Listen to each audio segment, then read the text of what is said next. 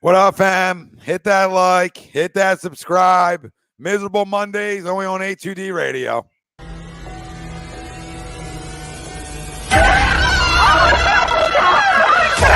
Let's go!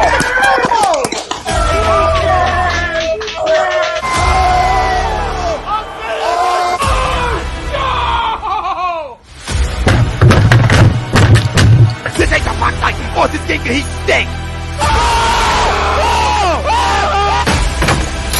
Oh shit! It's gone.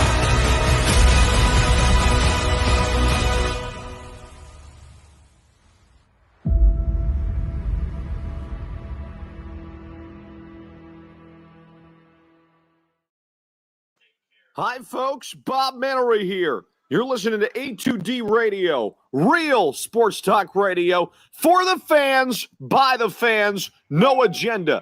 These guys are the best in the business. Hashtag it. No notes.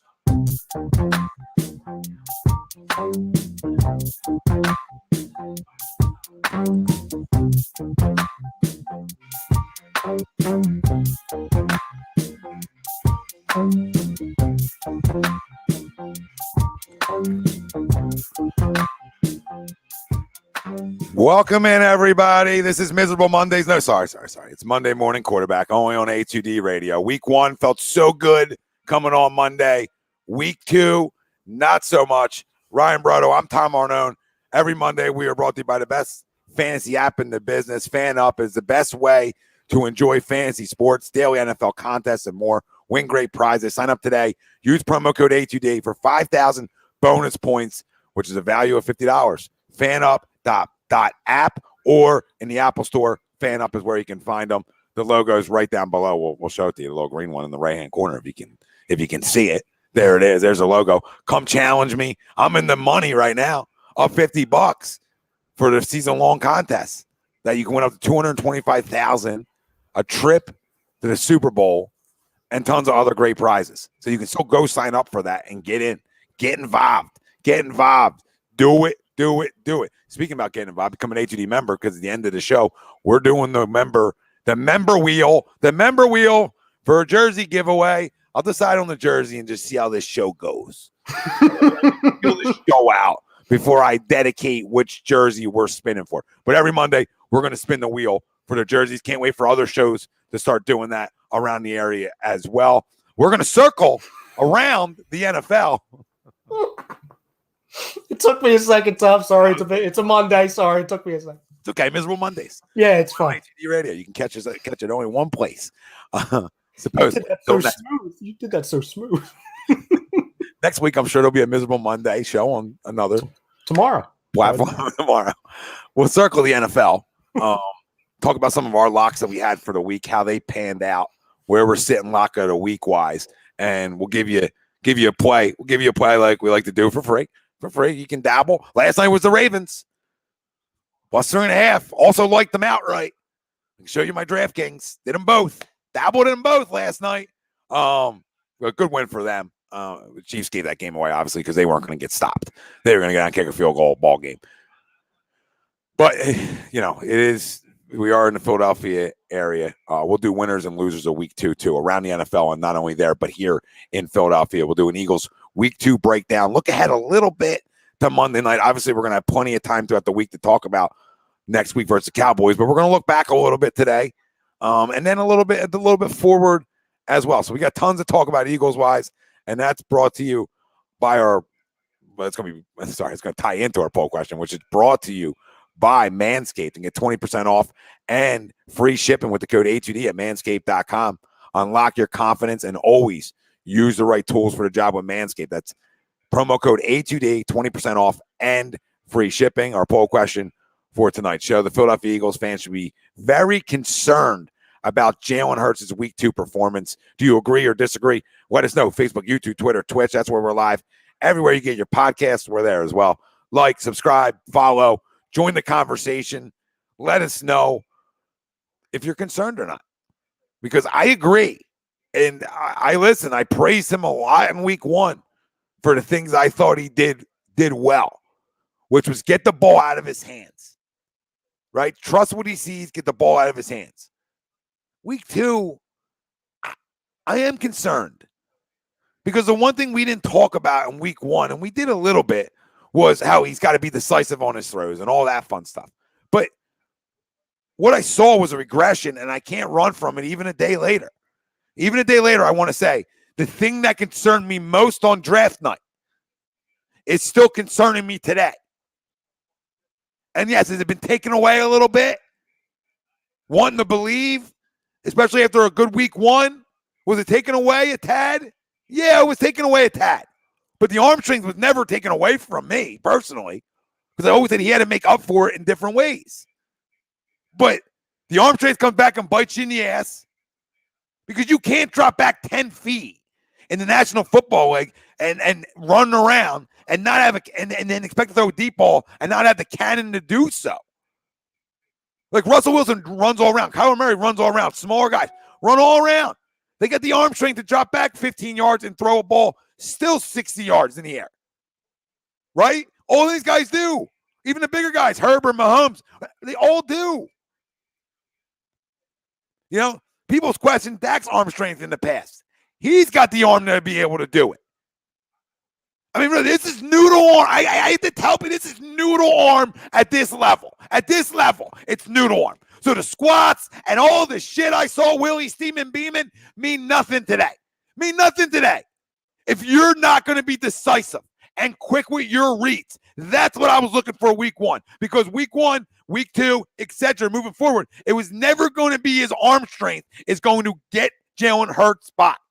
It's not going to be that way for him.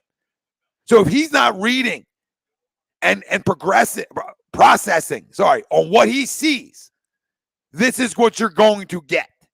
And that's 39 yards in the second half of a national football game where everybody spins the ball. Everybody spins it. I mean, Kirk Cousins looks like he has a rifle watching him compared to watching Jalen Hurts. I can go on a list of quarterbacks that I just watched yesterday that got way more zip on a football. And that's not always the answer. But that answer makes up for things. And he can't make up for mistakes right now. He can't. He just showed us yesterday. He can't make up if he doesn't see it wide open. He's not going to throw anybody open. He's not going to trust what he sees and put a ball in like tight windows inside the pocket. I'm talking about inside the pocket. I've not seen a big change there.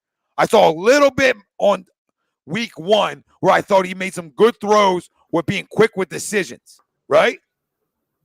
But I have not seen a lot of 1, 2, 3, 4 looks and make a throw. Maybe a couple times so far. That's the concern. To go along with, okay, you have that, and then, well, okay, but then the arm strength isn't there to overcome any of that. And I don't think he trusts in his own arm to make some of these throws. Right? You don't throw everybody in the league, even the good arm strength guys. Some can get away with it, but you have to be on time. You have to trust, read defenses, and be on time. And if you're not, how good are you at something else then? And I know you're going to go in a different way, and we're going to talk about it. And I'm sure some of the family disagrees. Either it's too early to tell, or this, that, and the third. To be concerned is never too early. There's no such thing as too early in being concerned. But if you're not concerned by what you thought you watched week 1 and what you watched week 2, Brandon, I hear you, but their corners stink. Their corners were off the street. So if you don't trust that, then what do you? I just say there's a reason to be concerned. Mm-hmm. Because it doesn't look like he's really gotten that much better, because if he did, week 1 wouldn't have been a mirage. And you see mirages in this league all the time. And it looks like week 1 was a mirage. Because week 2, you reverted back to what you did in college. You won't get away from that. You won't get away with that at this level. So I agree. There's definitely reasons to be concerned. And I'll tell you this, I mean, you're gonna disagree, and that's fine. But anybody who disagrees about concern, shit. Because I know, and listen, I was right on his train week 1, but this is all the reasons I had concerns on draft night. This is my whole reason that I wasn't a Jalen Hurts guy in college. Because I never looked at him as the next level quarterback. I never did my years of watching Alabama football, watching Oklahoma football when he was there. Never did I say this guy is going to play at the next level. Never. And then we drafted. So here he is. No, I mean, to be honest with you, I don't disagree with I don't disagree with that point. You know what I'm saying? Like, we were talking briefly, pre-show. I don't recall, and maybe, if there was a time, fam, feel free, all the shows are on tape, but I don't remember anybody on this show or our Wednesday show touting this guy as a future top 10, top 5 quarterback. I think we laughed at that, and that's what we were called, haters. Saying, oh, you're not giving the guy a chance. I think we both kind of landed in, okay, this year or going forward, he's going to be around 15 to 20. If you have aspirations to make the playoffs, 10, 11 wins, or just 9, 10 wins, he needs to be good while the defense needs to be good. He needs to be able to use his weapons, etc. And he did that week 1. You know what I'm saying? Like, and even coming out of week 1, like, everyone was saying, oh, he was fantastic. He was the best quarterback in the NFL. I disagree with that. I thought he was a really good game manager week 1. And granted, listen, we put up 30-plus points, and the game wasn't even close for, a majority of the game. Listen, I'm not going to be the guy that says, oh, we should have no concerns. Oh, we should be feeling great. We should be feeling good. No, absolutely not. I didn't feel good in the moment when we were live. I didn't feel good after the game, after we went live. I went back and watched that game at 1 a.m., and I kept rewinding, watching plays over and over again. I didn't feel good. Would you go ahead and get Eddie's out of the way? Because I know you and Eddie are in the same boat. I've seen other people comment in, because I got to address this, why I'm still fucking fired up about it. Because I got to address it. So you might as well say, no, I'll say for it. No, I put a lot of the blame on the coach, which I gave 95% of the blame to yesterday. 95 of the blame went on the coach yesterday. But we're talking about Jalen Hurts. One don't equal the other. Andy Reid got crushed in this city. He gets Patrick Mahomes. He looks like the smartest offensive guy in the history of football. Bruce Arians was out of a job before Tampa gave him a job again. All right? And Bruce Arians looked like he couldn't coach. Well, Tom Brady comes into town. You look smarter, don't you? I think it matters when, and again, this is not absolving Jalen Hurts of any blame, but when you had a game plan and your strengths coming out of week 1, your strengths, and you literally take everything that went well in week 1, and you said, okay, Shanahan's probably going to take away our strengths, so we're going to just beat him to the punch and try something different. And you do it so alarmingly to where it's almost like you're running a completely different offense, and you take, okay, to use the weapons and get them in space, to use your strengths as far as the running backs, to use this. Nobody listens. He's the blame for the loss, Nick Sirianni, 95% of it. We're talking about Jalen Hurts and concerns of timing and arm strength. What else are we talking about right now? We're talking about the quarterback. I'm not talking about the head coach. The head coach got crushed yesterday. He has no feel for the game of football. I got no time to talk about rock, paper, scissors right now. I'm talking about the quarterback that we use a second-round goddamn draft pick on, and we use 2 firsts on 2 guys who look like they can't play. We use a second on a guy that I got concerns about that are the same damn concerns from college. So one doesn't have to do with the other. In this conversation, the coach and the quarterback don't go equal.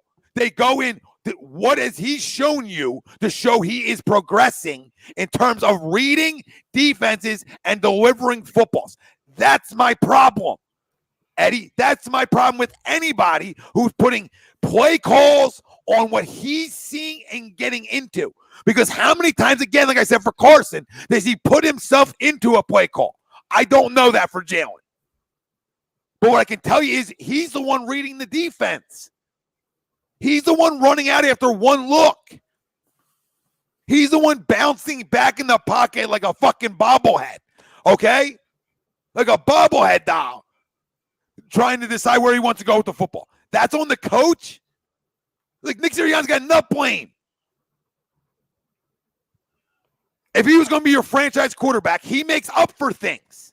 Well, I'm also not going to make the assumption that he's not the franchise quarterback after 6 games, though. I'm not going to do that. You can do whatever you want to do. I don't care what you do. I'm telling you, the concerns right now is you're going to talk about, can this guy be our franchise quarterback?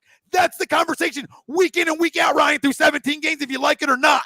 That's what the position we're in, because you're going to potentially have 3 first-round picks or at least 2 next year. So you don't have to want to talk about it and want to and go over it week in, week out. But these are the facts of the matter here, because we just gave another quarterback a ton of money, and he's not here anymore. So how many are you going to cycle through and miss on and not get it right on? So it's absolutely the elephant in the room week in, week out, if we like it or not. And I'm not saying I like it. I'm just telling you how it is. I watched another quarterback get crucified week in, week out when he was playing good football. So I'm not supposed to come on here and be concerned over a guy I drafted in the 2nd round in year 2. In year 2. And yes, I know it's a new offense. Okay, I got you, everybody. It's a new offense. Still year 2 of NFL speed. And you have not shown me now consistently, because the way you're a franchise quarterback in this league is you're consistent with stuff. I don't see where people are saying they're not concerned, though. That's the one thing I disagree with you. I think everybody's blatantly concerned off of yesterday. It's just the level of, is it one bad game, or are you going to go into next week and go back to, okay, maybe this quarterback can win a certain way, or maybe he doesn't. Maybe he's just not it. You know what I'm saying? I don't see the people that are saying it's easy for you guys to sit in the middle of the situation, right? Instead of just saying how you feel right now. Like, we're not talking about what can happen. I don't think I'm sitting in the middle, though. I'm not saying you are. You just did. I'm talking to Eddie. I'm talking to you. I'm talking to everybody that's looking for a cop-out for the guy so that we don't have to sit on a ledge and say it. I'm going to say it for the people. He's not a franchise quarterback. Unless you're planning on running around all game. Because this is the same shit he did in college. It's the same shit, which was everybody's question marks. But, I don't know what to tell anybody anymore. Like, so if they win the next 2 weeks, is he still not a franchise quarterback? If he's doing the same shit. If he doesn't want to read defenses, Lamar Jackson even has tried to go through his reads, and he's way more electric than Jalen Hurts is. Way more electric. I hate to tell everybody. But he's at least shown a little bit of growth in trying to at least move his head a little bit. Okay, at least get it. I'm just saying that I don't see. These are problems. We just talked about the arm strength before we came on. That's going to get better. Zip's going to get better.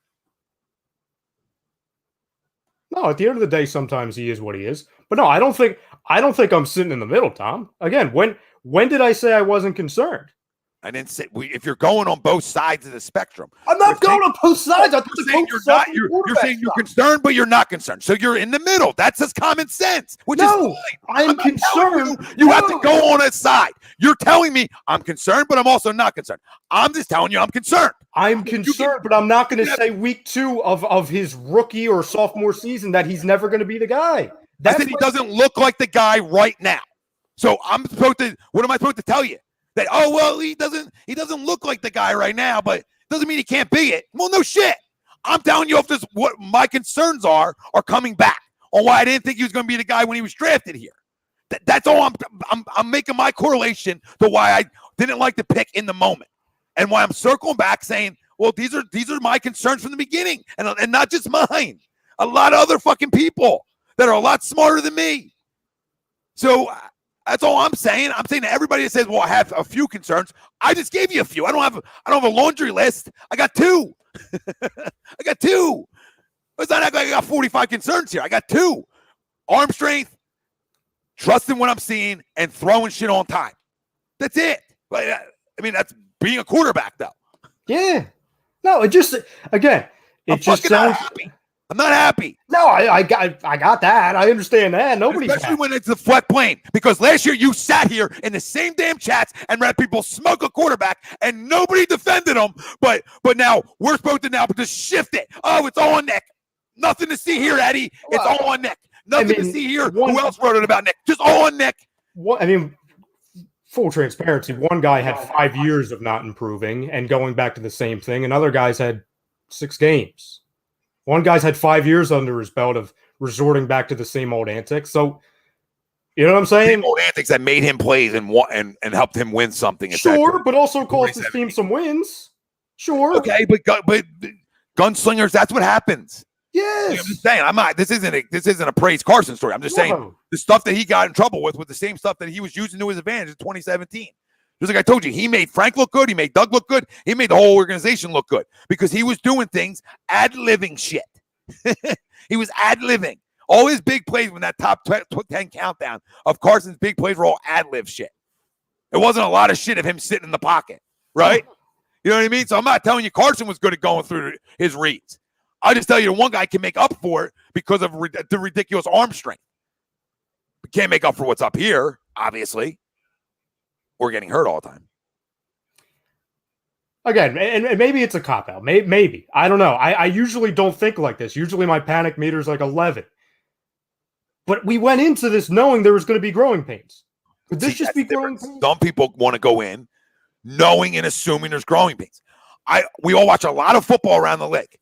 There's young quarterback who's come in and their teams win right away and go to the playoffs and all these things. Mm-hmm. So this whole growing pain thing, or the new head coach, to me, I'm not saying you, I'm saying this entire fan base, that's a cop-out year to me. No. You are paid to win football games. You are paid to win divisions. Okay? You brought all the veterans in here or kept them all around. You did some of these things as an organization. Just like the Phillies can't be halfway in, halfway out, either can the Eagles. You're in a bad division. So it's 17 games.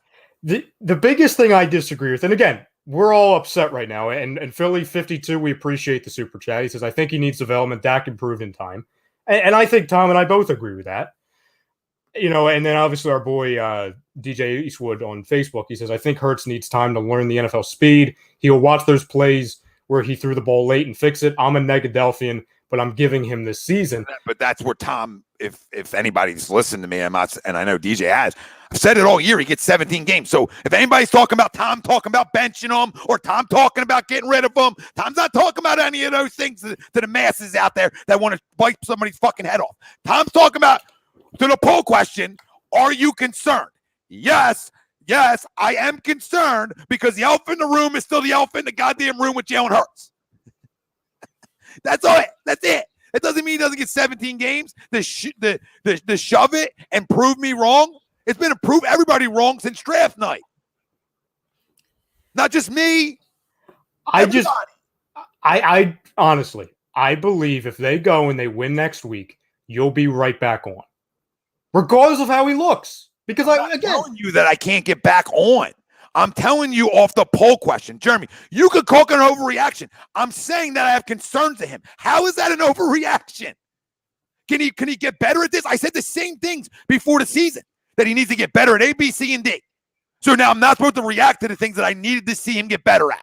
Okay, fine. You know what? Let's just turn the show off, end the stream, because there's nothing to talk about then. It's just as simple as, well, we got to give it all 17, guys. We can't be critical until 17's over.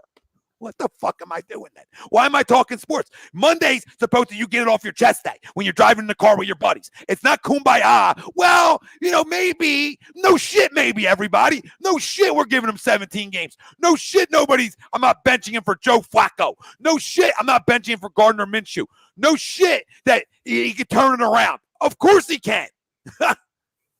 Of course he can. But if you're not concerned over some of the things you saw, then are you objectively really looking at it? Because I get all crushed for not objectively looking at stuff all the time. How do you get 10 wins out of him? Well, because I think this roster's good enough to win 10 games. They showed you their fight yesterday and being able to hang in a game like that. So to say they're incapable of it is crazy talk to me. So what are we left to talk about then? Like, nobody's bailing on him. We're talking about concerns. This is what you're not allowed to do. I forgot. It's football season. You're not allowed to have concerns over anybody because everybody in the chat everybody's kids are getting punched in the face in school, and Tom's the big bully on the block. I get it. I know. I forgot. My bad. I won't be critical to 25 during basketball season. I take it back.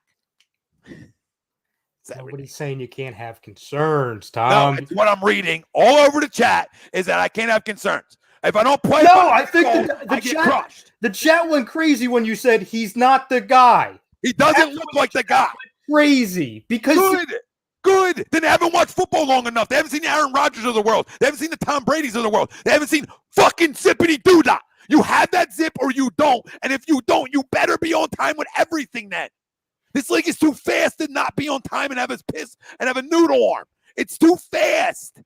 Christ, it doesn't mean I don't like the kid. It doesn't mean I'm not rooting for him.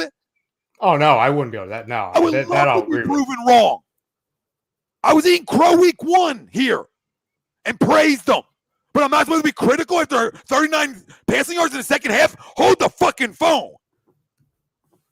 I gave him tons of credit for everybody told me it was Atlanta's defense, didn't I?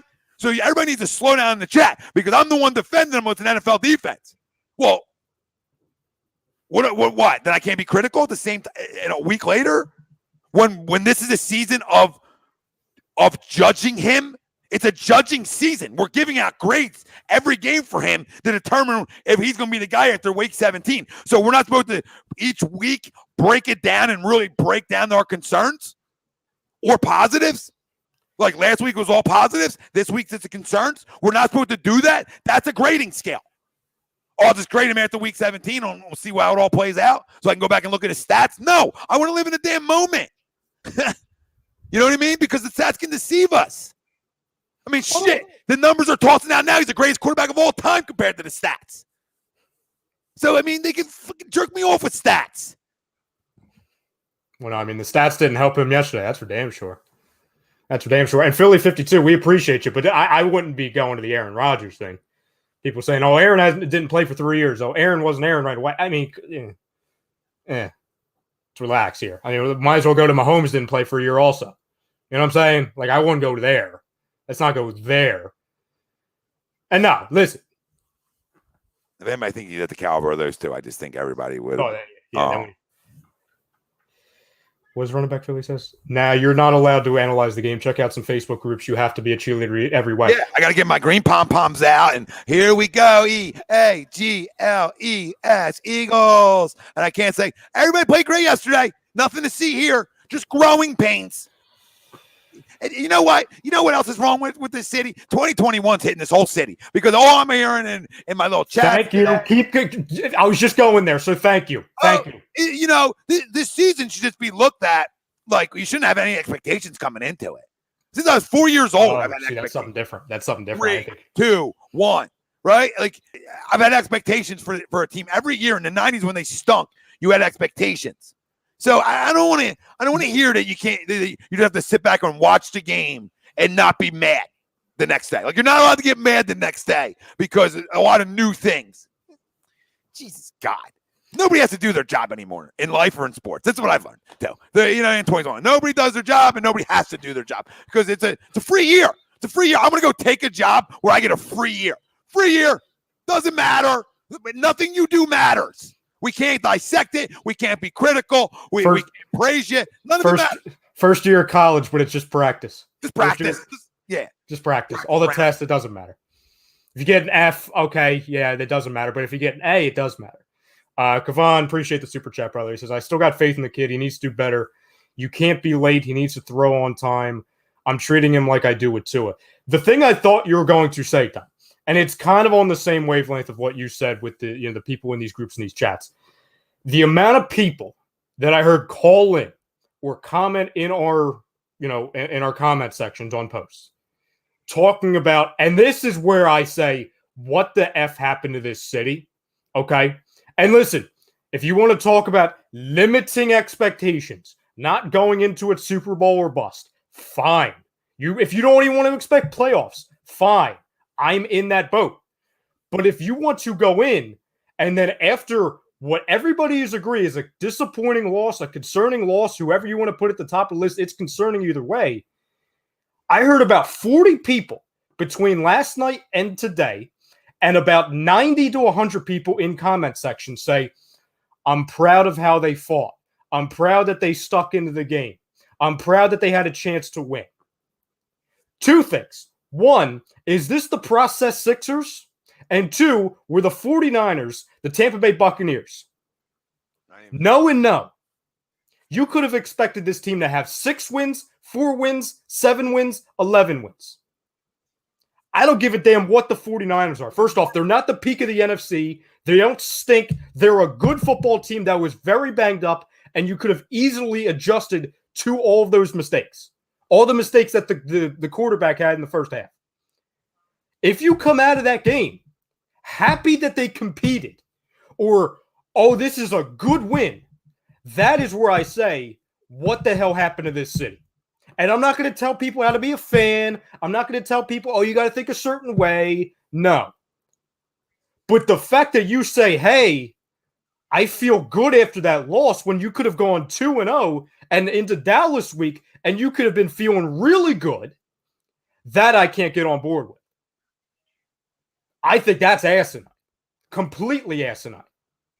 Well, that's where everybody should be, because at a game they can win. Okay. Eddie, if we're going to listen to Pro Football Focus, and Jordan Mailata didn't get up a sack, and I know I watched him. So, I mean, we can go off of stats and info all we want, and that's fine. Or week to week, we can judge him. In week 1, I didn't see a lot of you in here when I was giving him a lot of credit for some things.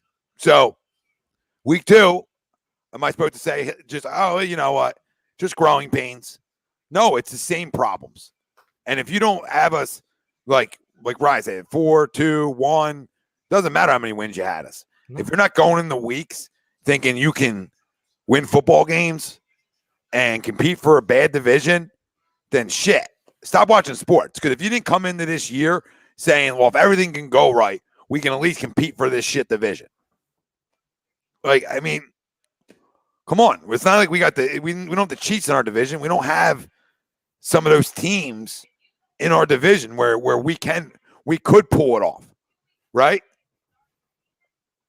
But no, I mean, like we talked, Tom. I hear what you're saying, and I'm not going to be the guy that says we shouldn't have concerns, or if you want to do and I'm not saying you're doing this, but if you want to fall into what people say is overreaction Monday and all that stuff and say, oh, well, this guy can't be a guy that could be a top 5 quarterback, top 10 quarterback.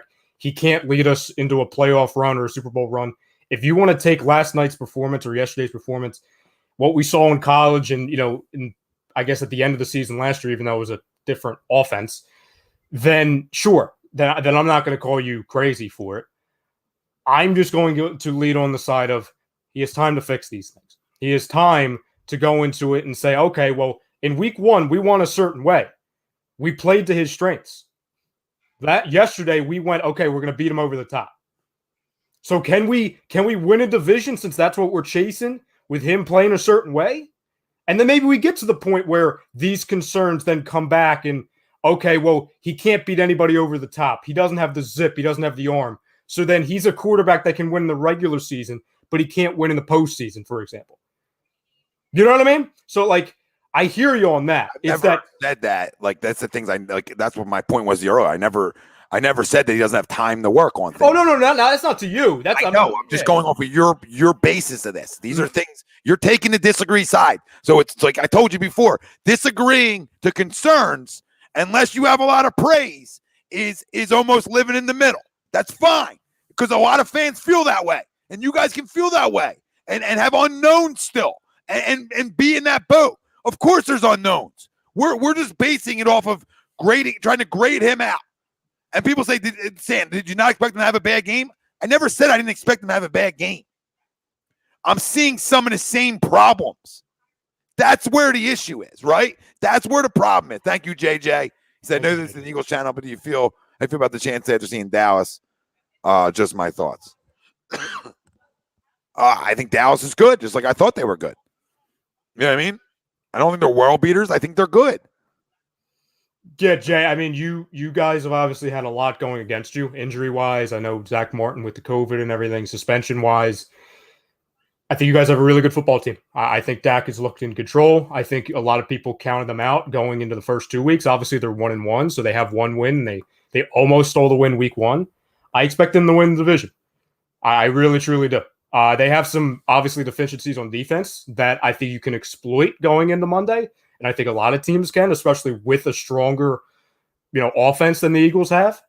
But no, I don't see, at least at the moment, this being the same team over the last handful of years that they had a lot of weapons but didn't know how to use them. McCarthy just needs to stay the hell out of the way, to me. And oh yeah, Tony Pollard's pretty damn good. I will throw that in there. I agree with John here too. I mean, this is the most important question the Eagles have to answer. And it's the most important question that us as a fan base has to answer. So I don't want to hear overreaction Monday from anybody, one way or the other, as the season goes on. This is an every week breakdown as if this guy can be our franchise quarterback. And when you look around the National Football League and you look at some of the franchise quarterbacks, if you tell me they look alike, if people want to tell me they look alike, then fine. You know, I said from day one, he's got to do it differently than a lot of other guys do it in this league. And one has to start with his ad-libs are not, like, he can't ad-lib as much as these other guys can because he can't, on the run, he's not going to throw it. He's not going to throw it 45, 50 yards on the run like a lot of these guys can do. Like, he just doesn't have that ability. Not the ability not to run, because he does. Not the ability not to throw in the run, because he does. Just not that extra. And you saw it yesterday in a good weather football game. A good weather football game. If that's not concerning to everybody, I don't know what is. What am I supposed to say? He couldn't get enough on the throws down the field. That's a problem. And Quez was wide open, so I don't even want to talk about that one. Like, you know what I mean? Like, that one's different. And everybody keeps bringing up the Jalen Reagor one. Like, what was that, a deep ball? Like, I wouldn't call it a deep ball. I mean, it was a 30, 40-yard pass. And and again, I'm not trying to go to the coach, but that play didn't make sense to me because that play, you need somebody that is very good with your route running because you're going along the sideline, and you go to the one guy who just can't run routes. You know what I'm saying? Like, you can say all you want, all the defenders of Jalen Reagor, oh, he's fast, this, that, get him open space. You can't depend on the guy who can't run routes to run a perfect route. That play should have been designed for somebody who can run nearly a perfect route just because of how easily it was for that cornerback to push from out of bounds. But no, I mean, everyone points, and this is where I'll go on your side for a second, Tom, everyone points, oh, Jalen Hurts, that Quez Watkins thing, where nobody's going to talk about that. You're not an NFL quarterback. Hell, you're not a backup NFL quarterback if you can't make that throw. You're not. So, like, I'm not gonna praise him off of that. It was a good throw. But if you're in the freaking NFL, if you're on an NFL roster, you should be able to make that throw. And he did. Awesome. Great. What did it amount to? Nothing. So the praise only goes so far. You know what I'm saying? If that was a game-winning touchdown, okay, then yeah, obviously we'd be hanging on that. Well, but I don't think that one throw absolves the fact that he had a lot of other very big mistakes. I mean, you saw two to Devontae. That was one where he took about 4 too many steps because he needed to get the base under him. He needed to get his feet ready because it almost looks like he's more of a leg thrower than an arm thrower. You know what I'm saying? He needed to get his arms in rhythm with his feet to then throw it downfield. And what was that? Devontae Smith's wide open. He then takes the extra couple steps. He's no longer wide open. He's double covered, and then he underthrows it. Yeah, and listen, all the other things, like we talked about, the coaching, the play calling, everything else doesn't matter when I'm trying to find out if a guy's my franchise quarterback. Yeah, and that's where I will agree with you, Tom, because if you are, everyone goes into whether you think he's going to be good out of college or not. You have to hope that this guy is the guy. Whether you think it's a 10% chance or a 90% chance he is it, that's beside the point. It's okay. The guy you're putting out on the field, if you do not expect him to be a guy or hope he's a guy that can lead you to playoff victories, Super Bowls, etc., then you need to change your expectations. Then I think you're robbing yourself of the bigger picture. So what we've seen of him, yes, in just 6 games, if anyone, going back to John's question on, okay, the biggest question, the most important question is this the guy that's going to lead the team for the next 10 years? I would be an absolute idiot if I said, oh, John, my answer is yes to that right now. It can't be yes. It can't be. Now, can he prove us wrong if he wins a certain way? Sure. In the short term, yes. Long term, I don't know. Still to be decided. And that's where I understand where you say, okay, well, he's shown us who he is in college, shown us who he is at Oklahoma, showed who he is in the beginning or the end of last season, showed us who he is so far. That's where the trends continue to peak up, to show up, for example. Yeah. Yeah. And I disagree with this, too, D Streets, and I appreciate the comment. He says the defense did not show up. Completely disagree with that. If you're talking about the Eagles defense, completely disagree. If you went into Sunday, granted, you could think Jimmy Garoppolo stinks. If you knew, if somebody said, okay, you can just give up 17 points to the San Francisco 49ers, you would take that all day. You would take it all day. What, you gave up 6 in week 1 too, Tom? Only 6 points, right? Yep. So you've given up 23 points in the first 2 weeks. You would take that. And listen, I know everyone talks about that 90-something yard drive at the end of the half. Okay, wrong place, wrong time. That's going to happen. It's going to happen. Defense played well. Now, is it a concern that Fletcher's still not getting to the quarterback? He's not finishing? Yeah. Is Barnett an absolute idiot? Yeah. Sweat only played 35% of the snaps. I don't really understand that, really, because you went out of your way to give him a massive contract, then you barely played him, especially when BG was out for, a half, and you played Barnett over Sweat. And I'm not saying Sweat's awesome, but you just paid him. So you paid him like he's awesome. That's a concern, sure. Lack of big plays as far as the secondary and getting a key turnover or two. Yeah, that's concerning, but I don't think you should be coming out of that game saying the defense is the problem. No, at all. They're the least of our issues. The least is the defense. The very least. Like I said, there's issues to go around, and we talked about yesterday. 95% of this is on the coaching staff. But if we're talking about a player, right? This is where I got pissed off last year about Jalen Reagor, because everybody wanted to blame Doug and blame this guy and blame that guy and blame all these other people instead of the guy who's playing. I got problems with those types of people. I have problems because that's deflecting people. That's saying, well, he's not good because of this. Okay, I'm never saying 1 + 1 in that situation can't be 2. I'm just saying that damn good players make up for the rest. They show you at times that, like, okay, there's flashes, right?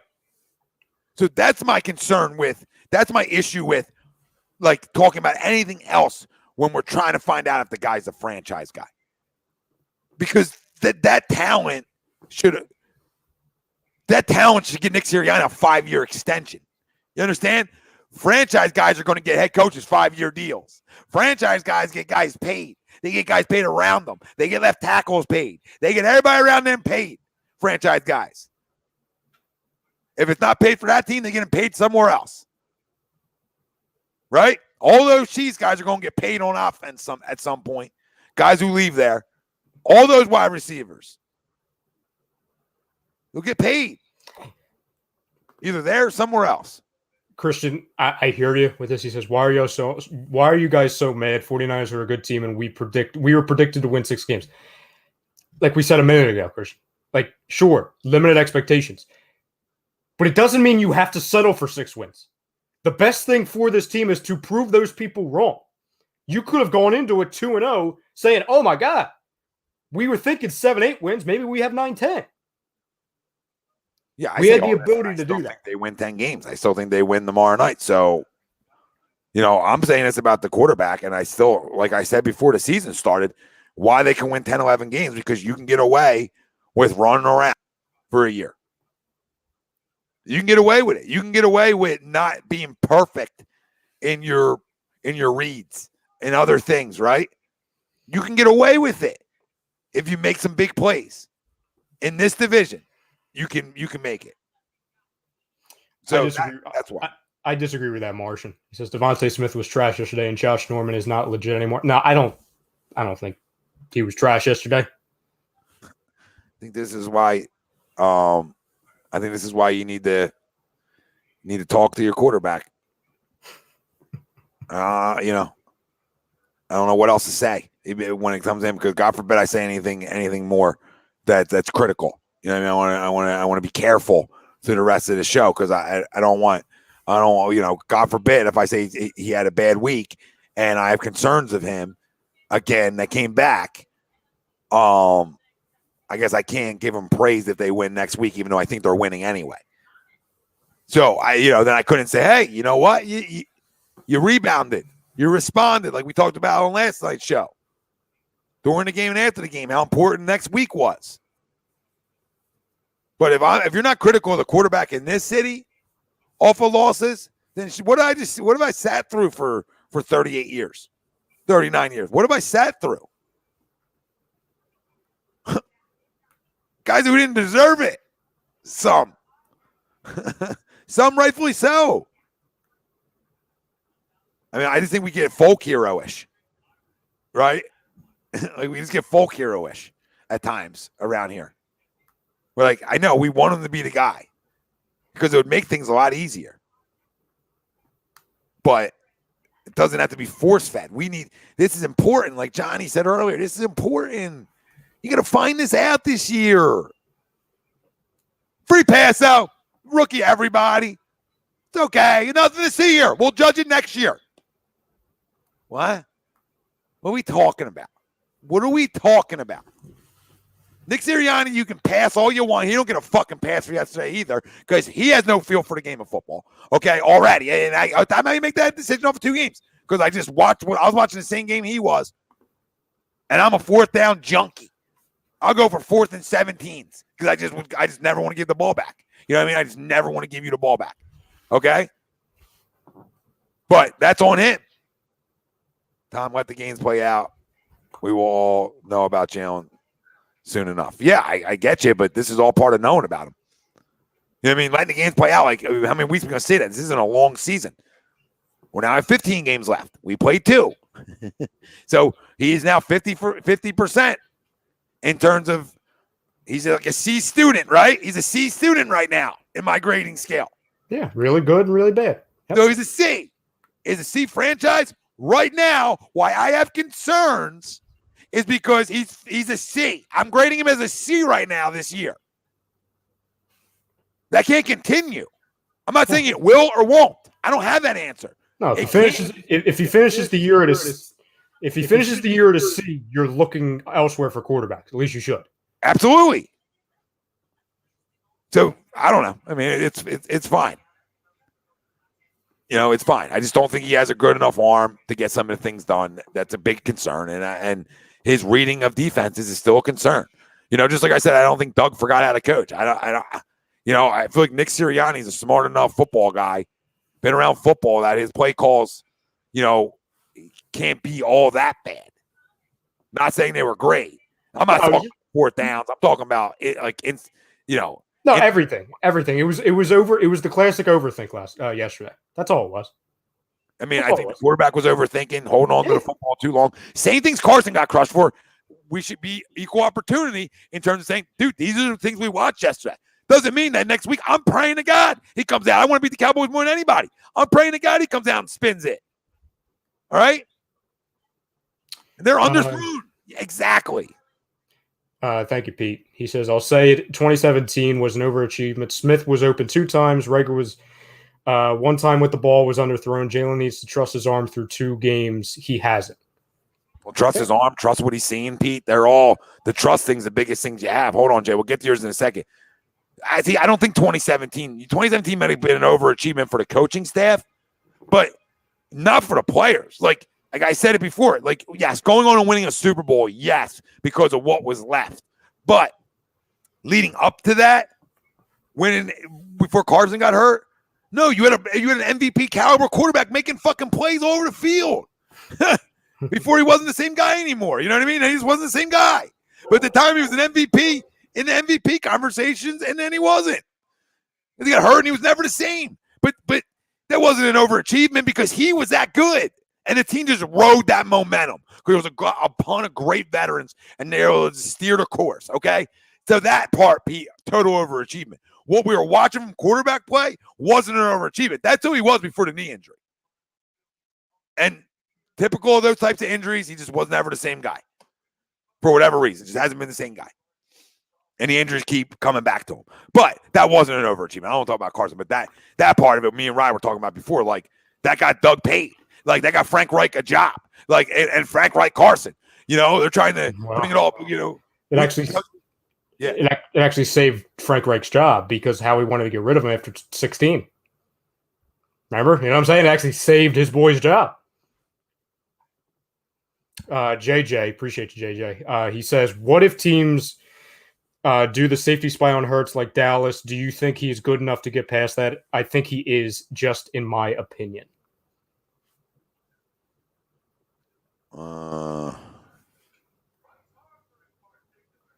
Yeah, he's probably fast enough to do it, but that might be the best thing. It might open somebody up for him. But I just not happy with what I saw. And I know people say it's the Niners. I just wasn't happy with some of the problems. Yeah. Again, like I hear it's the Niners, but I don't give a damn what it was. It was a team that was easily beatable in the moment. I don't care if it was the Buccaneers. You had many situations to take control of that game. And I don't give a damn. Like, everyone's talking about what happened in the second half. And yeah, a lot of things bad happened in the second half. But I'll continue to say it after watching it again. You lost that game in the first half. That's when you lost the game. Yeah, we talked about it on the show. You don't kick it there, and they go to score 7 and up 7-3. They take all the momentum. Game's over. Yeah. As soon as that all happened, anybody that's like, right, I always joke around, like anybody who's watching those sports can feel what's coming. You know what I mean? We all felt it. We don't want to maybe admit that it was coming, but it was coming. Mm-hmm. Once you're down 7-3, you weren't winning that football game. Oh, people that were in that stadium said that as soon as you did not convert after the Quez Watkins big play and you didn't get in the end zone or at least get points, that entire stadium was deflated for the rest of the day. Yeah, if you just got 6, they're like, okay, whatever, up 6-0. Yeah. See, I don't like the what ifs. Rigger stays in bounds. Well, he didn't. Yeah, no. He didn't run a clean route at all. Jalen was part of 3 of those plays after the 91-yard catch. So, why? Like, if we scored? Well, we didn't. We didn't. I think it's, you know what I think is really concerning? Right. Win or lose, we're talking about concerns of the quarterback. So even if they won yesterday in a dogfight, okay? But if he would have, see, this is what you don't have the answer to, Philly Green, right? We don't. Like on a game-winning drive, like week 1 was easy. And I don't mean that. Like everything's hard in the National Football League, but once you get a big lead, it becomes easy. You're loose, right? How you play from behind can dictate a lot of things about you. How you play with a lead, right? Those types of things. So I just, I don't know. If they would have won,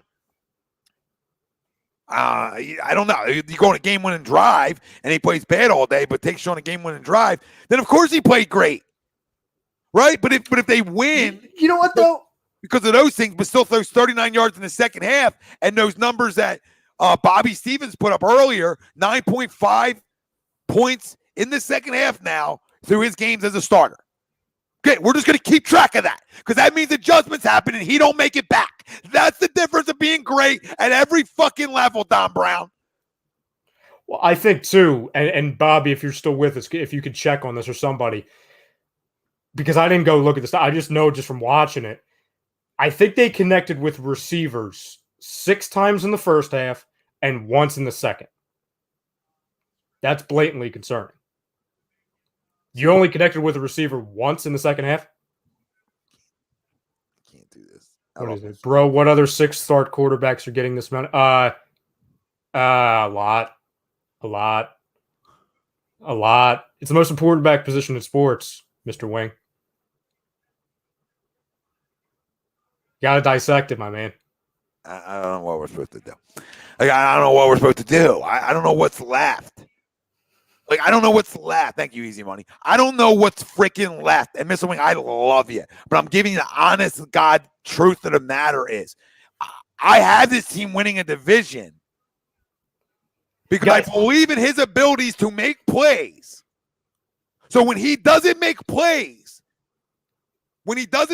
outside of all the question marks I have, I still believe in his ability to make plays. And he doesn't. And he scores for 39 yards in the second half. We're not supposed to come on the airways and say, dude, I'm a little bit concerned right now. Like, it could just be game 2, right? It could be early. It could be all those things. Could be. Or it could be the same fucking problems in college that got him sat down in Alabama or saying, hello, hi, Jill. Jill, is that you? Is that you? Because he got sat down for a guy who fucking stinks. So we keep that in mind through the whole conversation. He got sat down for a guy who stinks at this level. Oh, Jesse, don't do this to me.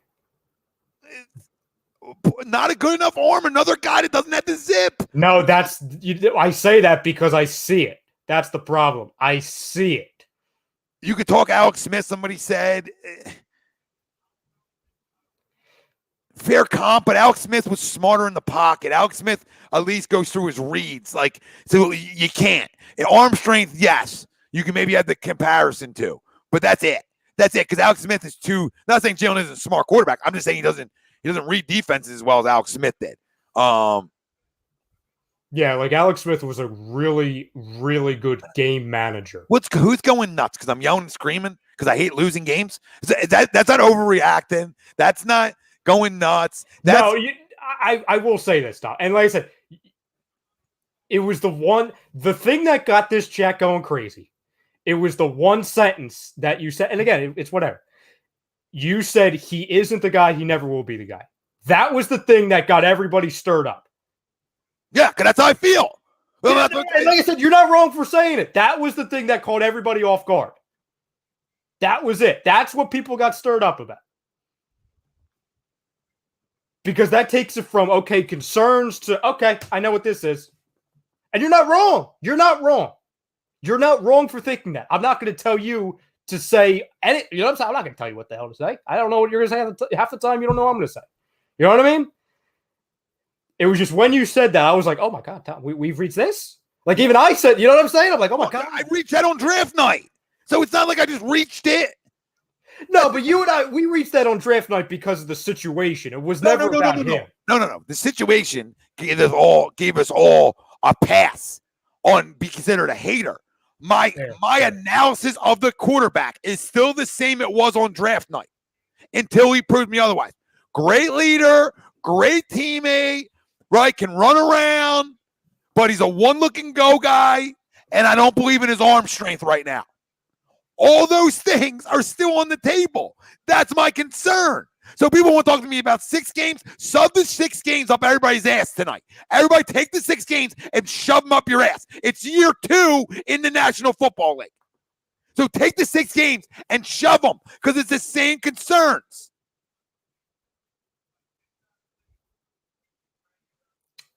Oh, JP's coming at you, Tom. Dude, Alex Smith isn't a good quarterback. Can we stop? What are we talking about? What does Alex Smith want? people go, Alex Smith, a franchise quarterback? Punch yourselves in the dick. What are you talking about?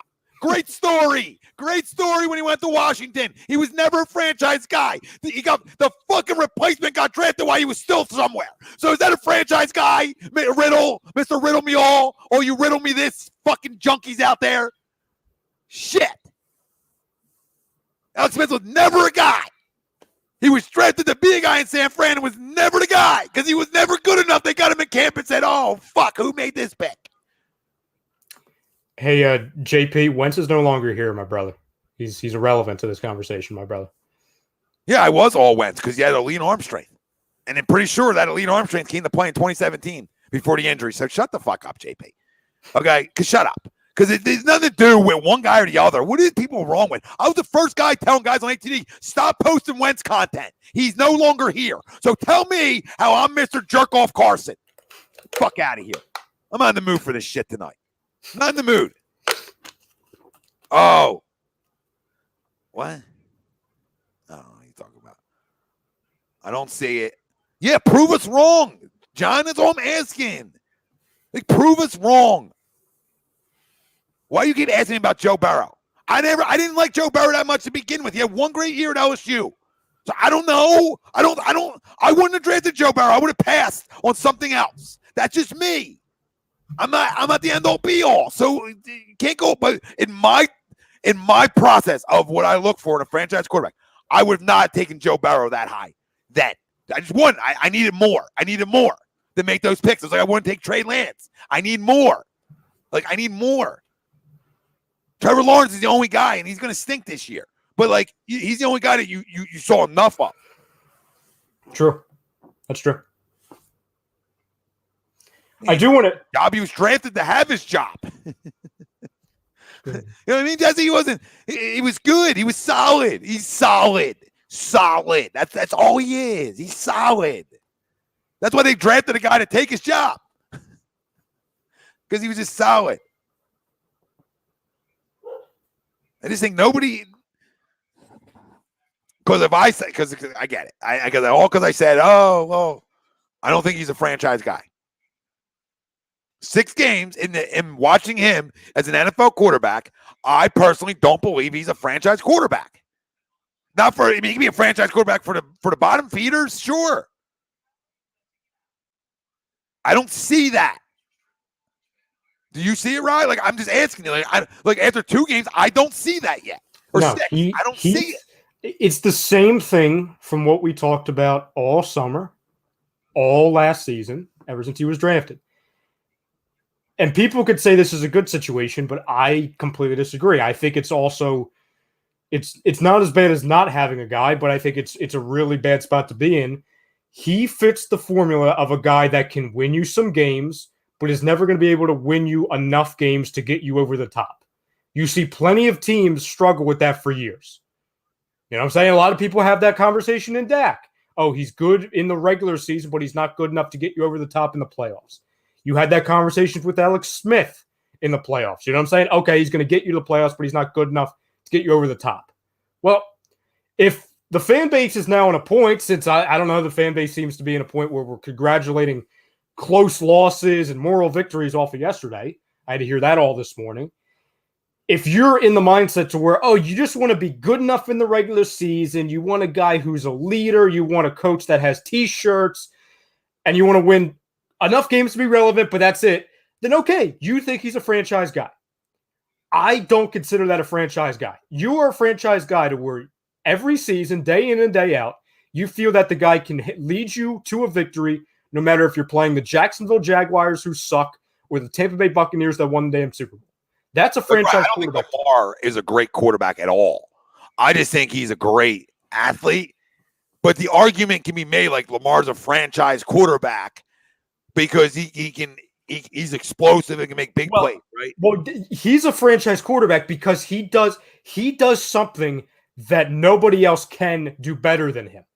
You know what I'm saying? Like, he has if you're a quarterback that has a lot of deficiencies, which we all know Lamar has, but there's one thing that he does that's just a freak of nature, then I look at it and I'm like, okay, well, that takes you over the top. The one thing he does great makes up for his deficiencies. So all the people, Timmy, all the people that sat on these airways, including myself, after trying to support the guy. And let me start this off with this, Tim, because this is what I find comical at everybody. In no time period, through an hour and 3, has it been an hour and 3 minutes already? Through an hour and 3 minutes, okay? At no point have I talked about benching or any of those types of things. Not once. Not one time. I said, I don't know if he's a franchise guy. I don't think he is. Don't think. I don't know. Hear me out. I don't know. I don't think. It doesn't seem like he is from the eye test of now 6 games. So I'm supposed to come on here and pat everybody on the ass. And Bill said it the best. When it was time to crush Ben Simmons, nobody came down harder. When it was time to crush Carson Wentz and bench his ass, nobody came down harder. When it was time to move on from Carson, nobody came down harder on it. Right? So, and nobody supported and ran from 11 to 1 like I did. Nobody in this city, not one fan, went running from one to the other like I did. So everybody wants to attack me. Okay? Because did I not try to, have I not rallied around Jalen Hurts as our quarterback, Ryan? Have I not done all those things? No, you have. You have. The question was, are you concerned? That's the poll question. I read what's on the fucking prompter. That's what's on the prompter, and I'm going to answer what's on the prompter as honest as I can. And you can take it or leave it. I'm not a hater. I want the guy I said the guy would combine for 30-plus touchdowns. So you all can take the hater shit and shove it up your ass. So, or to not believe in him. You never believed in him, Tom. You never believed, Tom. You just didn't believe. What? What are you talking about? I had them winning. I have us winning 10 games, 11 games. I got them going for over 30 touchdowns combined, running, rushing, and passing. But I don't believe in them. I never believed in them. I'm telling you, my question marks are still the fucking same, and he can still go do those things, even with my question marks. Damn it. Give me one of these shows. So hoping it's going to make me feel better. Oh, I knew it wouldn't make us feel better. that was your first mistake, Tom. That was your first mistake. Yeah, I think Lamar stinks, Jesse. I'm just saying, like, you know, what Ryan said, what makes him elite is he can do the things the other guys can't do. Yeah. Doesn't mean I like him. Yeah, if he couldn't escape and do all the things he could do with his legs, he wouldn't be a starting NFL quarterback. But he can do those things. Yeah, therefore he is. Makes him a weapon. Yes. Just like I think Jalen Hurts has the ability to use his legs as a weapon for him, not the Lamar ability, but the ability to have explosive plays. Yes. But when you can't throw the ball deep while running, I'm concerned over those explosive plays. Well, can I also say, Tom, and I think this is fair to anyone who's saying, Hurts can do no good, Wentz can do no right. Can you, and maybe I'm wrong, and I'm asking the fam too, you can argue off of what we've seen, college, Alabama, Oklahoma, obviously what we've seen in the NFL so far, there's nothing that stands out to you that Jalen Hurts does really well.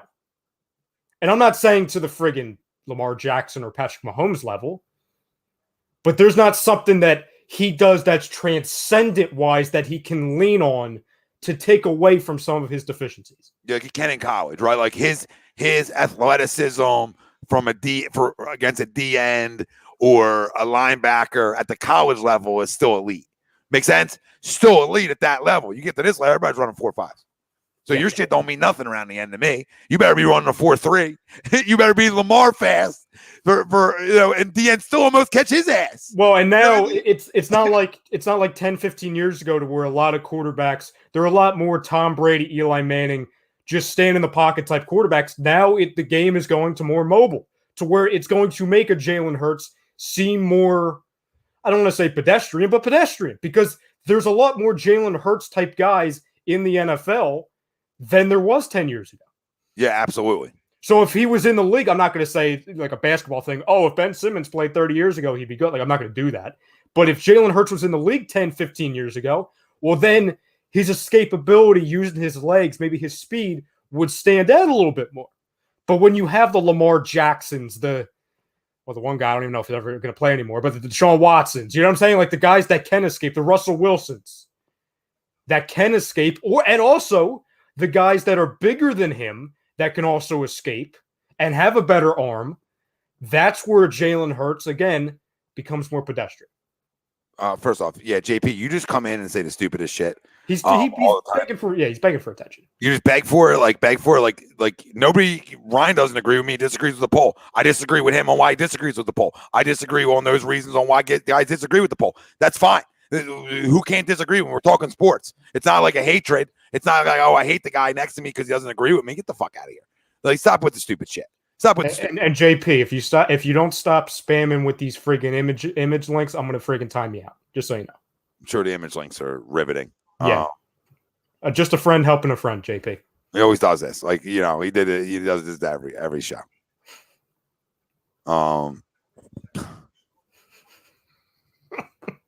But no, am I wrong, fam? Is there one thing that he does great? I can't answer that question. And usually those are the things that you will flash first. You know what I'm saying? Like, he's got to work on X, Y, and Z, but he can do the one thing great. We knew Lamar coming into college. Okay, he can run fast. He can escape fast. He can get away from the pressure fast. He's got to work on the arm strength. Cool. But he has the one thing if things break down. Don, you went right into my bait. I was waiting for that comment, Don. And you're not wrong. He says, okay, the one thing he does great is being a leader. But if you can't play at a high level, your leadership means nothing. Yes. Like, you could be the best guy in the locker room. Best guy on the sidelines. I don't know if that's going to help you when it's 4th down and 7 on your own 40-yard line with a minute left to go in the fourth quarter. I don't know. When does that leadership come in? You know what I mean? Like, I knew that comment was coming. That's why I kept saying it. You know what I mean? Well, I don't even think it's as much accuracy, Marquise, as it is about like reading it and reacting to it. Like, I think that's more than the accuracy thing. Like, I think he probably throw accurate football for the most part. I just don't when he's a one look and go guy like he's been, and again showed on Sunday. We even said last Sunday he did it a couple times, which I didn't love, right? And I brought that up last Sunday when I was giving him tons of praise, and last Monday that he did a couple times, but not as much as I thought he would fall into the habit of. You Dennis Haslam's the leader. Yeah, he's still doing it. He's He's getting paid. I guess Jared Dudley falls into that too. Yes, Rel. And we talked about this in the moment in our live reactions. That's something he resorted to.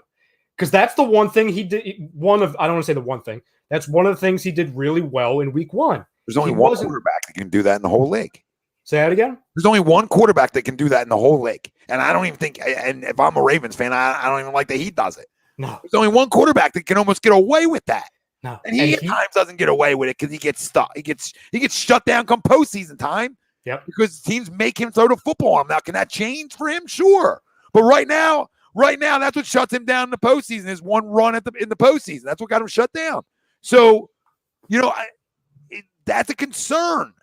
Like, that's not a concern. People don't sit home today and say, that's concerning to me a little bit. Like, if you don't leave this stream today and take a step back, and I'm not telling you to punch yourself square in the face. I'm just telling you to take a step back and say to yourself, am I a little bit concerned? Now, get a shower, cool down. Am I a little bit concerned? A little bit about the one look and run again from him. Again, and I say because I thought week 1 he did a good job of it. We went right back to it again. Well, guess what? Every defense you're going to see in the postseason. I'll give you guys a hint. I'll give you a little hint. You see good defenses come the postseason. Right? These are the upper echelon defenses usually in the postseason. Can't get away with one look and go in the postseason. Like you can maybe week 1 versus Atlanta. You just can't. And he resorted to that in week 2. If Devontae wasn't open, there he goes. There he goes. And no, Umberto, he's done a good job of dodging the rush. Yeah, I mean, he's also, again, positive. He hasn't turned the ball over. Yep. Okay. Other than the one, I think he's gotten sacked 1 time in 2 weeks. Okay, good.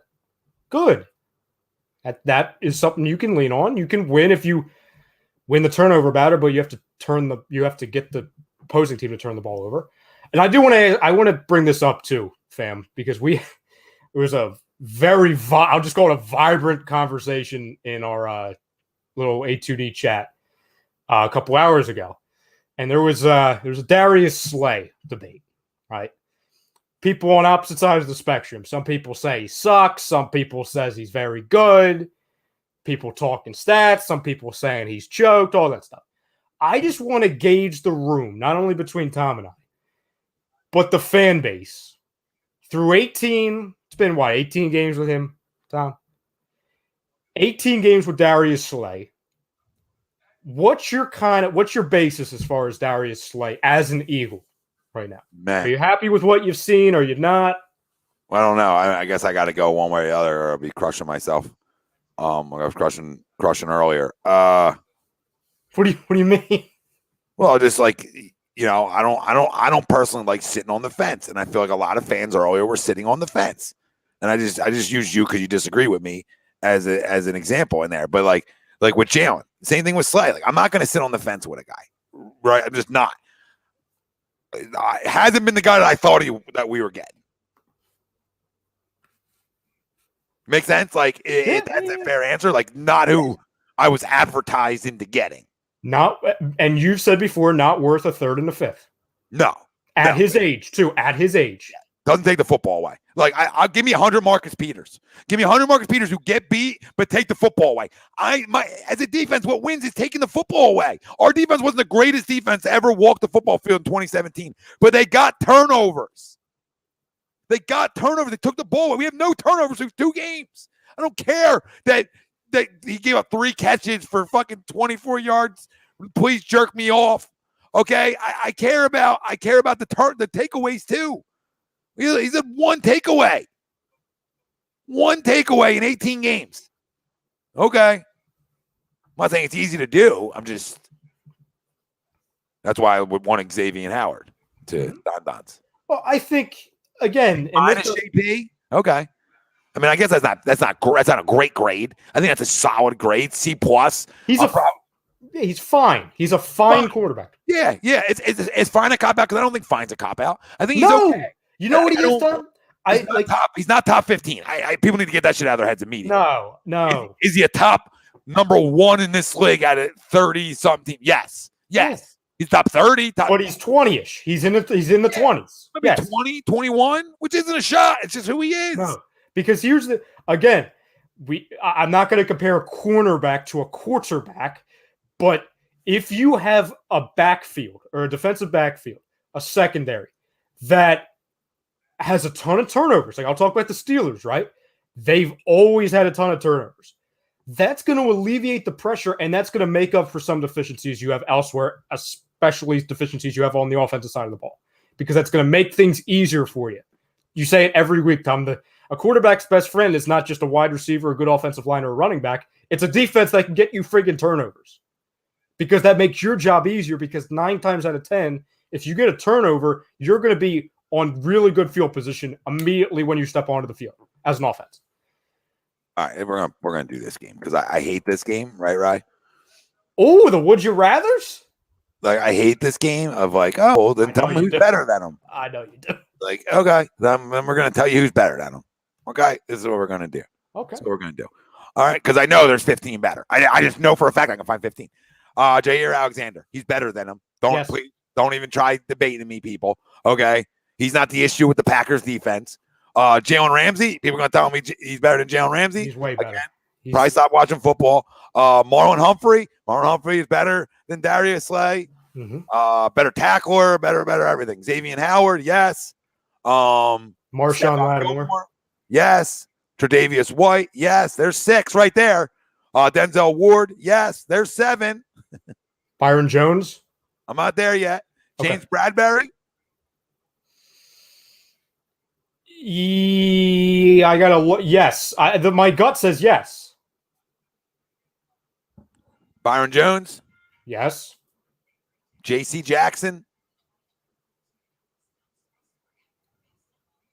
No cornerback in the league has been more productive on passes 20 or more down the field. Right, Jackson has allowed just 5 of his 48 targets at that distance completed, tallying 11 interceptions in that process. Okay. So yes. I'm going to help you because you didn't have that in front of you. So I'll help you and say, yes. The name doesn't sound like yes, right? But it's yes. He takes the football away. He doesn't get beat deep, right? I mean, 2 big, important things in the National Football League, not like joking with you about it, like joking around with you because it's funny. Like, don't get beat deep, right? Keep everything in front of you and take the football away. Oh, well, J.C. Jackson does that pretty good. So where's that? That's I missed 8-9. 8-9. Adoree Jackson. People would say no.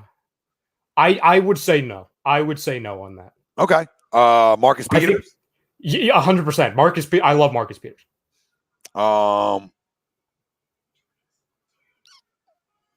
William Jackson III for Washington.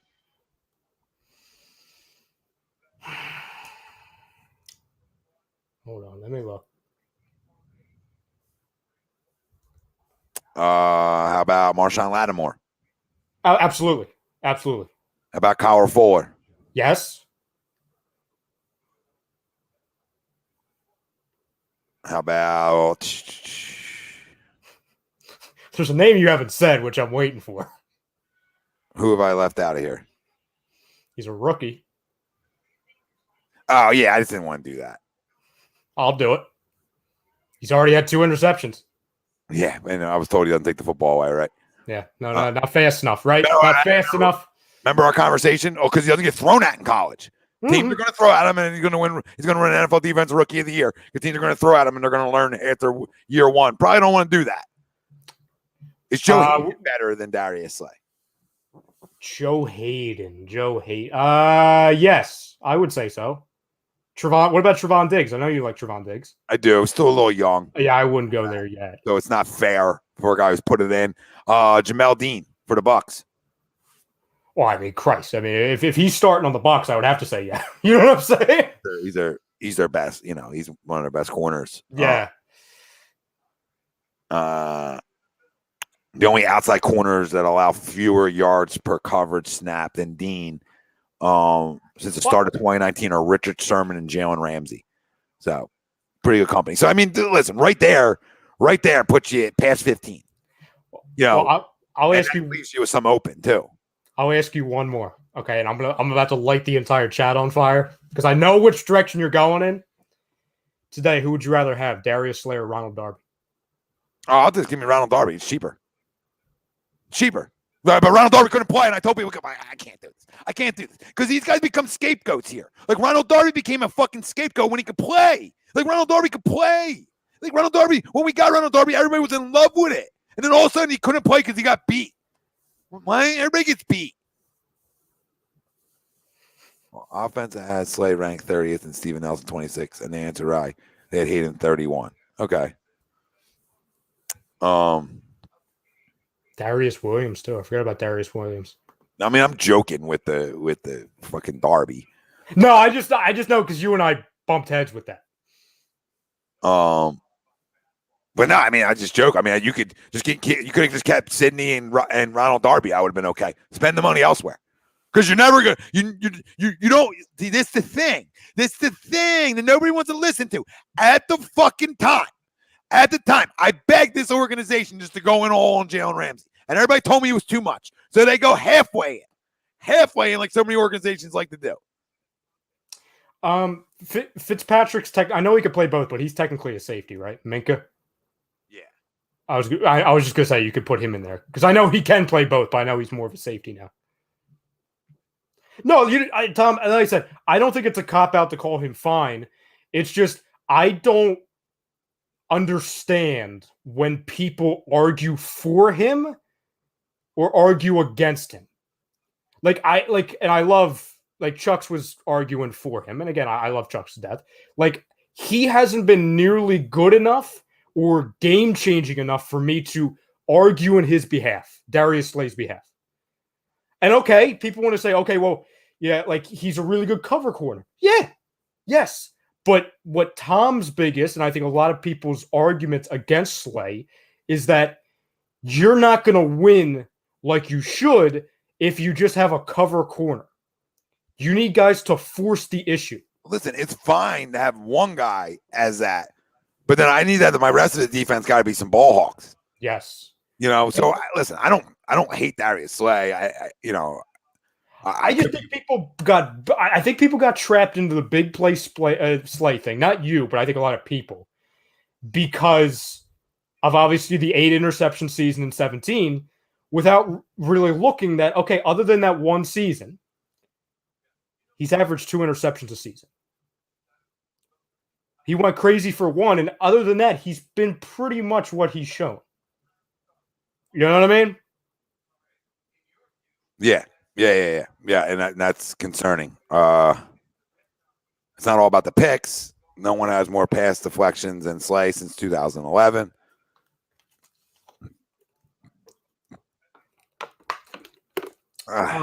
See, I get it, and that's good. He's a good corner. Like that's the thing. Nobody's saying he's not good, but it's just not like Ryan said. It's not game changing. I think I don't need that 10 picks every year because I don't expect guys to get that every year. No. But my goodness gracious, like a couple. Mm-hmm. I mean, you got a brand new deal. And again, not trying to go back to the Super Bowl year because people say it's a mirage or anything, but you could say you got away with less productive cornerbacks. Well, you had friggin' Patrick Robinson on the one side, you had Darby on the other, but not really because then you had Jalen Mills because Darby was out for a majority of the year. Like on paper, that doesn't do anything for you. but you got away with it, Tom. You know why? Because they turned the football over. So, okay, people don't think Jalen Mills is very good. Okay. People don't think Darby's good. Patrick Robinson's good. Okay. Yeah, like I don't think Darby's great. I don't think No. I like Jalen Mills. I like Jalen a lot more than a lot of people did. He got beat over the top, but red zone wise, Jalen and Darby were A+ guys down there. But again, I wouldn't have got rid of. I don't know. I just wouldn't have done a lot of things this organization does. But you do need to take the football away a little bit. I mean, a little bit. A couple things here. Starter Minshew says Barnett sign or let walk. He's not the guy. He needs to be the guy now that BG's gone. I don't like anything about him. See, now we're doing this, right? Now we got Sand doing this. See, I see you, Sand. I know what you're doing. Now you say, well, he's top 15, but I know Philly. He should play like Deion Sanders. See, or Philly just puts the guy in the top 15 because he plays for the Eagles. And say, well, maybe he's more 18, 20.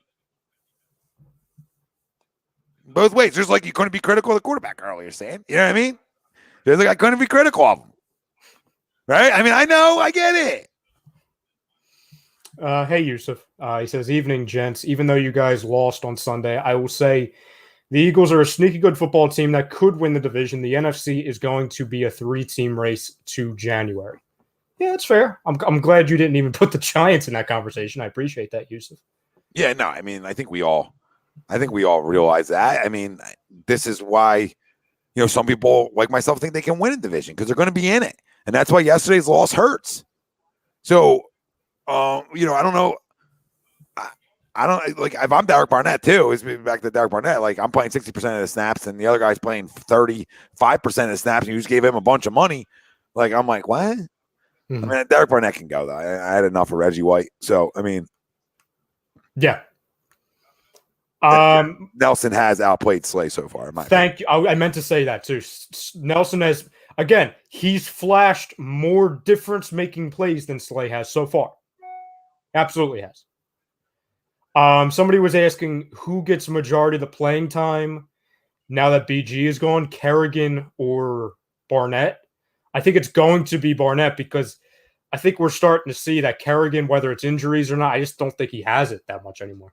Yeah, it doesn't look good. Somebody else talking something about playing a zone earlier and too much is not going to work with these guys, A, B, C, and D. Listen, that might be right, but all I heard from this coaching staff is they don't have a system. Oh, yeah, the players are their system. So, okay. So let's see them make adjustments to their guys. Tom, give me two around the league. Your two biggest losers, and it could be a player or a team. Your two biggest losers of NFL Week 2, and then after we both answer and we get to the fam, I'll ask the two biggest winners of Week 2.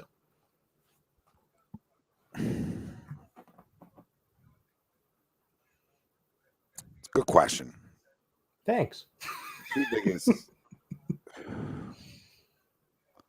trying to think team-wise. The Giants, and not because anybody thinks they're going to be good, just because they can't get out of their own goddamn way.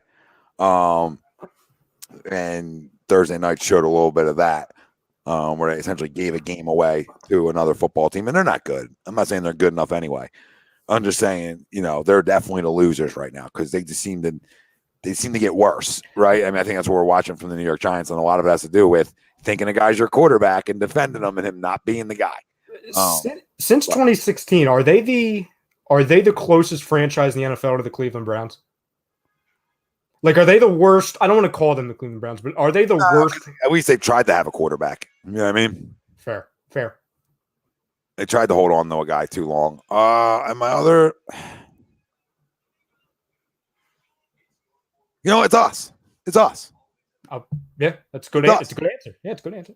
It's us because you were in control of a football game in the first half yesterday. You had a chance as a football coach to feel the room out and say, you know what, we're not moving the ball like I wish we were. Let's just take the points. Try to go in the lead go into the half with the lead. And and as a head coach, football coach, you came up with the dumbest fucking play call in that situation of all time. And people say, well, Tom, it worked in 2017. Well, dude, we would put up 50 fucking points. So like everything was working. So that's a feel for the game and everything working. So they're my two losers. My one winner is did you want players or just teams? Oh yeah, you can give me a player and a team. That's fine. We can do I mean, winners is the Denver Broncos. I know they haven't played anybody great, but they're still 2-0. So I'll give them a little love for being winners right now. And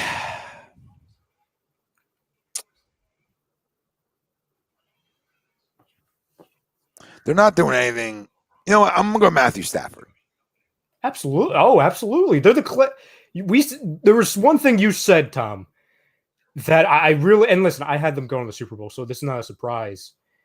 They're the class of the NFC, the Rams. It's like, is this the first time Matthew Stafford is having fun?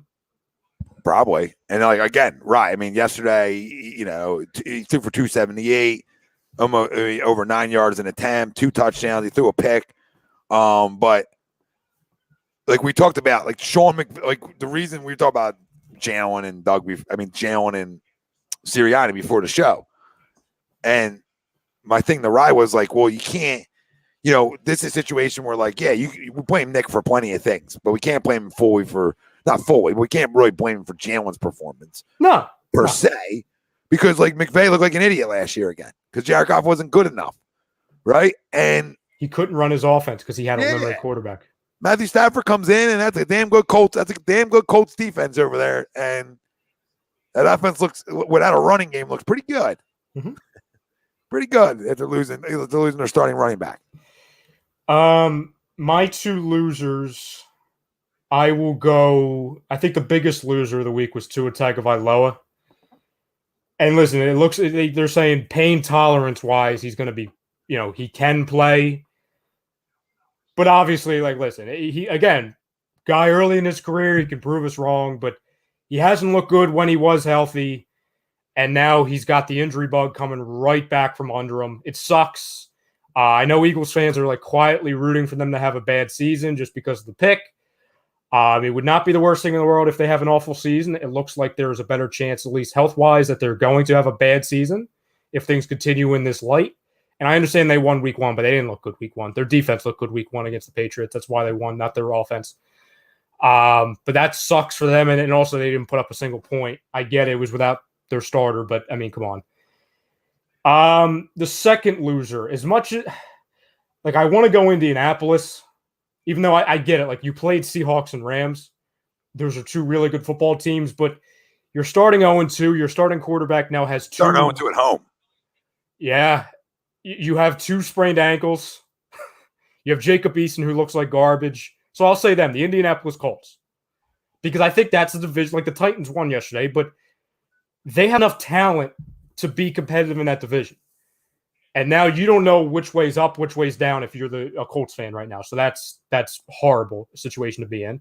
And also, again, we have one of their picks. So, you know, we'll be watching that very carefully. Oh, absolutely will. Biggest winner. I want to add another one in there real quick. Yeah. I don't think you're going to use them. Derek Carr. Good. You know what, man? Derek Carr doesn't get enough love around this league, and Derek Carr can flat out fucking spin it especially when he's healthy, and good for him. I mean, we haven't met the guy, but just perception wise, he seems like one of the best humans in the league too. Just the way he talks about his teammates. Like, what was it? The Monday night game? He went out of his way to like have a monologue about Zay Jones. Like he could have easily made it about himself because he was the one throwing the football. So now I'm not a Raiders fan. There's a lot about that organization I don't like, but I can't ever root against Derek Carr ever. And again, that guy's faced a lot of adversity because some people forget not too long ago, this guy was an MVP candidate. Like he was like, oh my God, like people were arguing this guy's like a top 5 quarterback in the league before he got hurt. Like the 2016, 2015 years, this guy was legit. Big time. Good for him though. You know, that's all.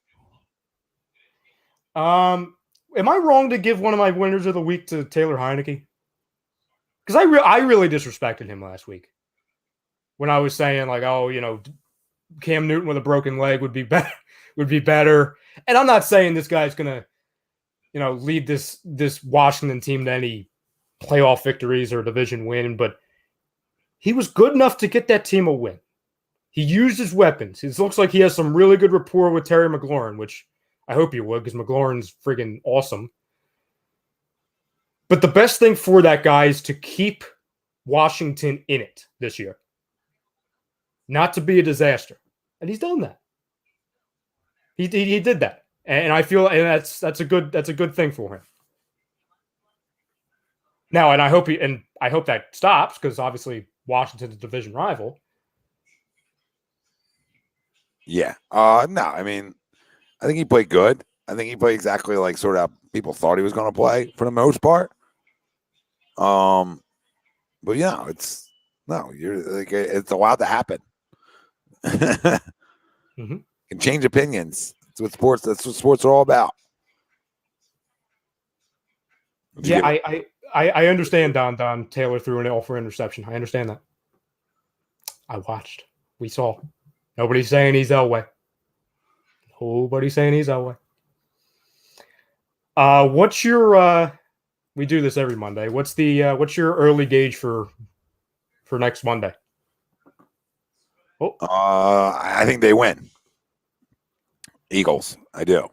So, after that loss, it's hard to figure out why and how, but I still think they win Monday night.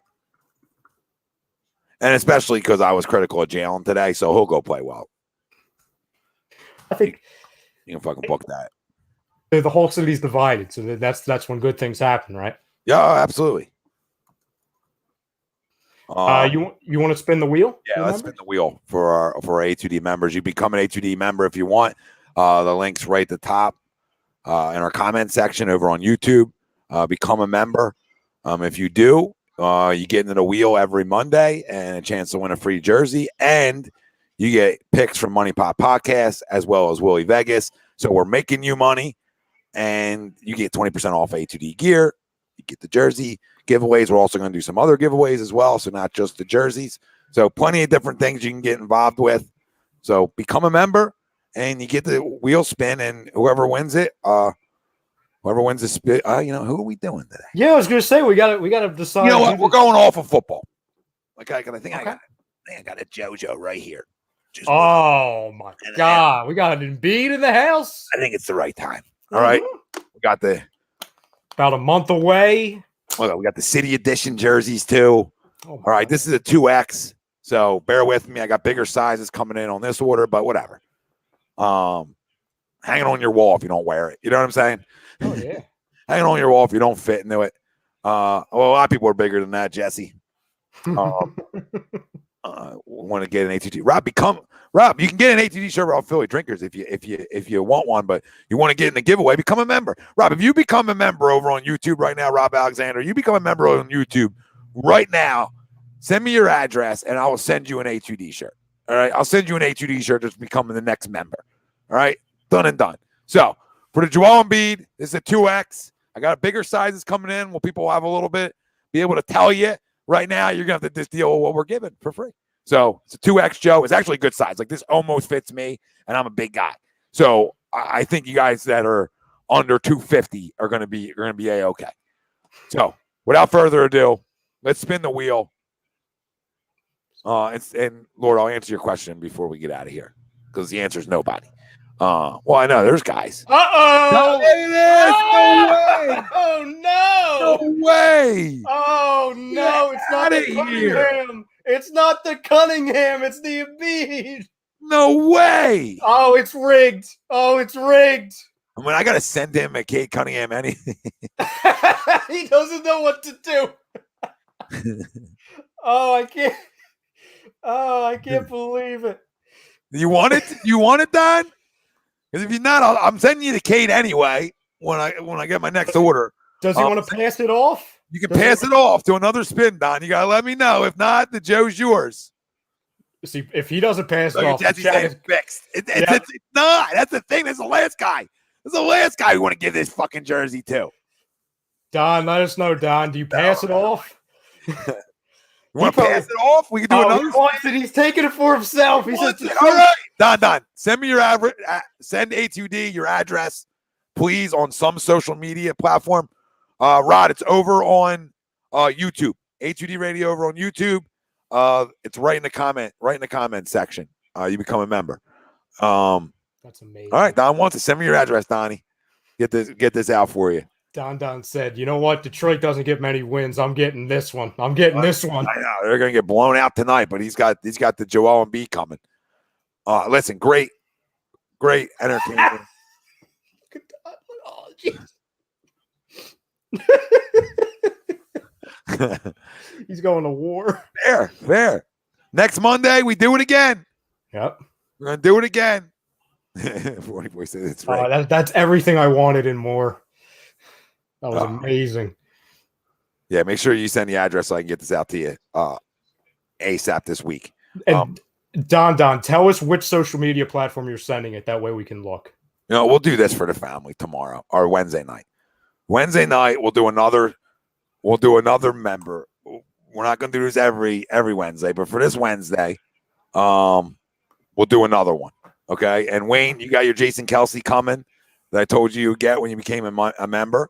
So you got that coming. That's getting shipped out to me now. So expect it soon. But we'll do another one on Wednesday night for all our members. Another jersey giveaway. We'll see how the Phillies do. Maybe we'll go a little Phillies. Who knows? Probably not. He's get a base hit as soon as I said that. Like literally on cue, on point. But we'll see. I got Eagles ones coming in, more Eagles ones. So plenty of assortment. But we're going to be winners every Monday.